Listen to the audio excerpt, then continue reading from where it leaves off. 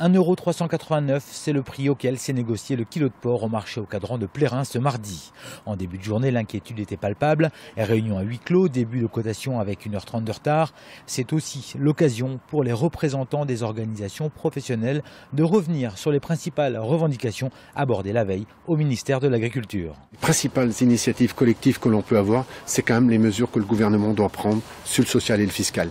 Si on fait ça, on aura toujours des problèmes, mais on arrivera à les régler entre nous, producteurs et abatteurs. Au kilo de porc, ce serait de l'ordre de 15 centimes. 15 centimes du kilo, qui serait dans la poche des abattoirs ou dans celle des éleveurs. Peut-être moitié-moitié, j'en sais pas, ça ne dépend de l'offre et la demande. Cette cotation est cruciale. L'objectif de la vente est aujourd'hui d'éviter la contagion et de voir d'autres acheteurs quitter le marché. Parce que très honnêtement, aujourd'hui, quand il en manque deux, le risque c'est d'en voir d'autres déguerpir et quitter le marché, ce qui aurait pour issue la disparition du cadran. Durant plus de 2 heures, 50 000 porcs sont mis en vente. 4 des 6 acheteurs sont présents. Manque à l'appel une nouvelle fois Bigard et la Copperle.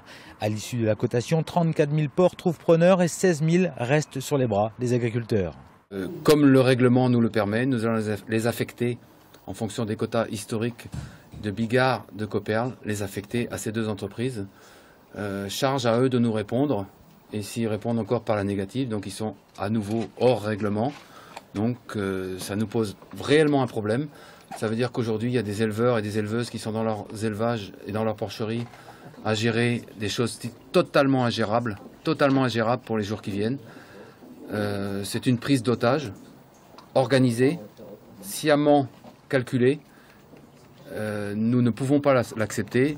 1,389 €, c'est 1,5 centime de moins que le prix fixé par le gouvernement. 10 jours après les dernières cotations, à l'absence des industriels, Bigard et Copperle, cette vente est un mauvais signal à destination des éleveurs. La cotation reprendra jeudi avec 90 000 porcs.